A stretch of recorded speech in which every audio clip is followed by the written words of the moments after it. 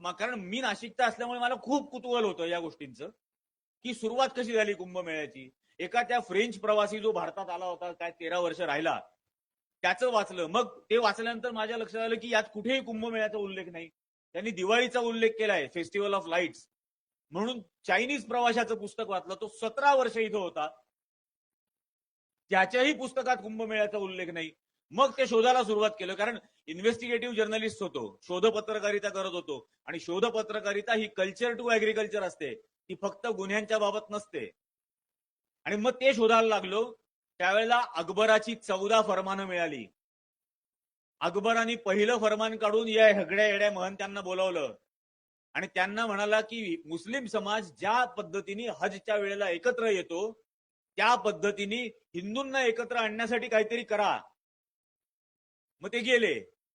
मग ते काही दिवसांनी परत आले आणि मग म्हटले की आमच्या पुराणामध्ये एक कथा आहे, देव आणि राक्षसांमध्ये काय ते समुद्र मंथन झालं आणि मग त्यात अमृत निघाल्यावर अमृत घेऊन देव पळाले, राक्षस मागे लागले, त्याचे 4 थेंब भारतात कुठेतरी सांडले 4 ठिकाणी. त्या 4 ठिकाणी हे करता येईल, कारण एका ठिकाणी एवढ्या दुर्गम देशातून सगळी लोक येणं अवघड आहे. मग त्यांनी सांगितलं करा. मग म्हणे याचा खर्च कसा करायचा. मग त्यांनी या 4ही ठिकाणी 2-2, 2.5 हजार एकर जमिनी यांना दान केल्या. अकबराची दानपत्र आजही आहेत, त्र्यंबकेश्वर, नाशिक आणि इतर ठिकाणची, हरिद्वार, उज्जैन आणि अलाहाबादची.